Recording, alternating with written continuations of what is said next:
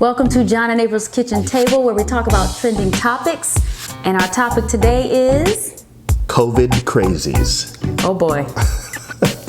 So subscribe and hit that bell. So if you've been watching the news or paying attention at all to anything that's been going on in life, I mean, you're stuck in your house, so you might as well be doing that. What you probably have found is that there have been some people who have not really been respecting this COVID-19 thing. We've had like 5 different huge events where mad people were at and basically continue to pass the virus on to each other. Oh my goodness, yes. People going to Mardi Gras? Right. What in the world? Why were they still having Mardi Gras? I don't get it. It makes no sense. But people going to watch the medical ship come in. The medical ship coming into New York? And it was so funny because they had on masks, but they were all piled up on each other. And I was like, what? It's crazy. As my kids say at school, I'm confused. Supposed to be having social distancing during this time. You got people having weddings. I think there was a wedding in Georgia, and now that little town in Georgia is like the newest hotspot in Georgia. Yeah, there was a funeral, I think, in New Orleans, and they had like a band, and they all came out and did this thing, and then like one person came with it, and now 11 people have it from that little cluster, and they've taken it to some family members, and I'm just like, do we see the trend here? I mean, are we not watching the news at all? Right. I mean, you could just be on Facebook and Instagram and see, you know what I'm saying? Like, I'm trying to understand. The numbers are doubling every single day, and people don't see that. Now, what's even crazier is right here at home in PG County, there's a pastor who is basically saying he's definitely not going to be canceling his church service, and he pastors a mega church in PG County. I think that's really irresponsible. Well, first of all, if I was a member of that church, there's no way that I would be sitting my behind on that pew. Yeah, I'm not even considering next to somebody. That. Like, I don't get, like, when you go, how do you act? Like, I can't, there's no way they're going and just being regular. But churches are so intimate, you know, you hug each other. That's what I'm saying. You dap each other, you do all kinds of things that, I mean, there's no way you're not going to get it if you end up in a situation like that. Exactly. It just doesn't make any sense. I don't know what it is. I guess some people feel like because I'm going to church, I can't get it. Maybe. But I mean, you're hearing stories about church services that have happened. Right. What, the guy in Tennessee or somewhere, and his whole church, you know, they were upset at him for doing that. I don't know if they actually some people caught the virus, but. No, they did. And I'm not sure if it's the Tennessee one or not, but there was a particular place, maybe it was the funeral, where the pastor did the service and everybody ended up with COVID-19. So did he. And he himself ended up, I think, dying from it. He did. I think he died. It's pretty bad. That's really bad. So I think I know why. I think I get what's happening though, because, and I think this is part of the genius behind the whole social distancing, not emotional distancing campaign. Mm-hmm. I think we told you we were recording. What are you trying to do? I was about to get some cereal. Can you just give us a second? We're almost done. 5 minutes, almost done. Yeah, we're almost done. Yeah. We'll call you.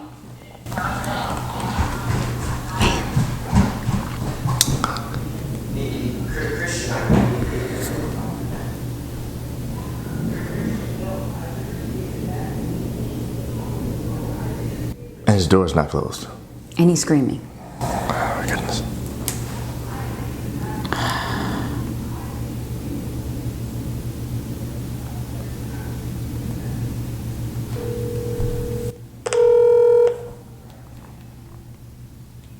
Hello? If you're gonna yell, do you mind closing your door? Oh, my door is closed. I was just outside. But you were yelling the whole way upstairs talking to Christian while we're trying to record. I don't get it. I know. I was still outside. I was still getting my stuff ready. Okay. Yeah, I'm in my room now. Thanks, bud.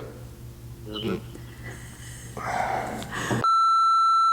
So the thing about it is, I think I get it. I think I understand, because this is very different for us as human beings. I think we're made to be able to relate to each other, and when we can't see each other face to face, it becomes a difficult thing. That's why I think there's a genius behind this new campaign. If you've seen it on TV, they talk about social distancing as opposed to emotional distancing. And what they're really trying to say is that there are still ways to connect with each other emotionally, even though we can't be in each other's presence all the time. Right. So it's pretty cool. I mean, so I get it. I think it's hard for people. And then, of course, if you're talking about something like a wedding or a funeral or something as important as going to church and connecting with God, it's hard for people to compute that this virus is deadly enough that I need to stop doing those important things in order to stay healthy. Because I'm thinking about if something happened to my parents, I would be in the car going down to them immediately. Correct. Like, I'm not even going to think about it. Right. I think it's also difficult because, you trust medical professionals and you trust people, but it feels like when they're giving us this advice, it feels like hyperbole. It feels like they're sort of going overboard and saying, and which, by the way, Dr. Anthony Fauci says the only way to flatten the curve in this situation is we have to look like we're going overboard. We have to feel like what we're doing is way too much, like it's an overreach. And I think that's what's hard for us too. It's hard to just trust the people who know what they're talking about and just follow their instructions and do what they're saying, especially when it hasn't really touched us. But now I feel like it's starting to touch people. A lot of people at our church are telling us that their cousins and uncles and aunts and family members. Yes, I haven't heard anybody at our church yet that has it themselves, but people that are very close to them are now reporting that people in their family and people they're close to. One of my father's friends died of COVID-19 who lives here in Maryland. That hits home. I mean, that's close now. And I think now when you hear stuff like that, people start taking it more seriously. So I'm hoping that going forward, we don't hear any craziness about big festivals and stuff still happening and whole states deciding that they're not going to really shut down. You know what I'm saying? Maybe because I'm an introvert, but I feel like, as soon as you tell me to stay home, there's no question. That is because you're an introvert. You love this. I'm gonna be like, yes. This has been great for April. Oh man. I mean, not great, but great. I mean, yeah. Clearly, not clearly great the stuff because that the reason why. Yeah. We don't want all the negative stuff. And the working from home has been a lot. Right. That's true. It's been harder work. It's been harder work, but I do like being home. Yeah, it's been nice. I think I'm at an advantage because we have a sort of large enough family. There's 4 of us, and so I can still relate with the 3 of you in the house and stuff like that. I think I've been FaceTiming more. I've definitely been Zooming more. I mean, we're on Zoom meetings all the time. Yeah. So I've still figured out how I can have the emotional connection with people, even though we are physically separated from each other. I've connected with friends, and we're now talking and laughing on the phone. We haven't talked in years or months, depending on the friend. But so that's the positive in this, that you are connecting with people that you haven't connected with. Right. But I do think we have to be smart. We do. Don't be a COVID crazy. Yeah. So I had some people from my church who were, one lady who passed away, and I was actually supposed to be involved in the funeral, and we couldn't have the funeral anymore because of all of these restrictions. Right. And that family is really struggling right now, just dealing with that. Yeah. And so now I'm saying I can feel it because my grandfather a couple of days ago had a stroke, and right now he's in the hospital. And none of us can go down to be with him or see him, and I'm sure everyone would be there right now. So we've decided instead that tonight we're gonna have a family meeting on Zoom. And we're just gonna talk together, we're gonna pray together. These are family members I haven't seen in years. So we can still have that emotional closeness during this difficult time. And I would say it's a good idea for you to do stuff like that. Find creative ways to be able to connect emotionally with people in your family and people that you love, your friends. Because I think if this goes on a few more months, which it looks like it's going to, many of us are gonna go stir crazy because a lot of our relationships are gonna be different based on the fact that we have distanced ourselves, not just physically, but also emotionally. We have to just stay smart. I think what you said earlier is the key. The reality is, if we stay safe, if we stay at home, there's a chance that we will actually be able to be together again soon. If we don't, there's a chance that we'll never be able to see each other again because we might lose our life. Exactly. So just think of it that way. Yeah. You know, you're denying yourself of something now so that you can have something else in the near future. It doesn't have to be too distant. We're not talking about 6 years from now, hopefully. We're just talking about a few months from now. And by God's grace, we'll be able to be out of our houses again very soon. Listen, I'm not going to complain ever again about getting up to go to work. I'm not going to complain about going to church either. You ever complain about that? That's true, I don't. You're right. Well, you people won't complain about it. I usually like it. No, I'm not going to complain. I feel like when this is over, everyone is going to be on the road. Everyone is going to be traveling. I know. Even if you ain't got no money, That's you're right. going. That's right. Just because you can. Just because you can. And I think it'll help us to appreciate what we have as Americans. I mean, I think you're just not thinking about it because it's just the way it is. You're not thinking about it. We just take things for granted. When you lose something, then you realize, oh man, I mean, just like with my thumb, I'm still sitting up here in a splint. I mean, I'm like, I will never ever not appreciate my thumb. Ever. I don't know if that's true though.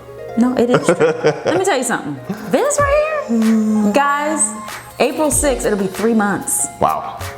So, That's a long in time. a splint. And I have gone through like 20 splints. So, It's crazy. I just want to say that our hearts go out to the medical workers out there. I mean, I Yes. have friends who are posting pictures of them with their masks on, and it's just scary to see that, you Yeah. know, being in there every day. So I just want to say thank you to Thank you all those very medical much. workers. I mean, even the people who are at the grocery stores. I don't know if I would want to be working Right. in the grocery store right now, but Yeah. they're there every day. I mean, we have Right. a lady at Sam's who's there. We've been to Sam's a few times, and she's there smiling and laughing. And This is a very tough time too. People are being know? belligerent. They're on edge, and they have to deal with that. This guy was going off on her, and I mean, Right. she actually barked at She him. did a really good It was job. hilarious. Yeah. She started barking at him. No, seriously, like, "Rawr, rawr," like, and he started laughing, and Yeah, then yeah. that was it. She diffused things She very did. well. Yeah, So she's good. It was Yeah. funny, but I'm just saying, like, to have that kind of spirit. Right. I'm just thankful that there are people out there who are willing. I Yeah. mean, we're home doing what we have to do here, but we're Right. home. You know, Right. I mean, Those people have to go out there on the front lines, and they're doing something to actually help with something that's essential. People need groceries. If we didn't have grocery workers, we wouldn't be able to get the essentials that we need. Right. If these medical workers were not where they are, people would be dying more at a higher rate than they exactly. are right now. But they're So getting up every morning. That's right. And they're leaving their families. Yes. They're coming back to their families Right. after being in it. That's right. So I mean, and many of them don't heroic. have they don't It have is. and they don't have the equipment that they need. I was just texting one of my cousins this morning who was saying and they don't have the kind of equipment that they need. What they've been doing is kind of sharing things that they need basically between them as medical professionals. So I can't imagine what they're going through. It's very difficult, it but is. my heart goes out to them. We thank them. praying Thank for you very them much. Praying all every the time for day. you guys. Yeah. And just keep doing what you do. You are the heroes in this situation. There's no Definitely. question about it. Definitely. So take the time to just be thankful. Change your perspective. Look at all the good that's coming out of this, even if it's only a little bit of good. Yeah. If you focus on that, hopefully you have a better time. All right. See you next time. Bye. Like, comment, share, and subscribe. Also hit that notification bell to be notified about our next episode. See you next time. Bye.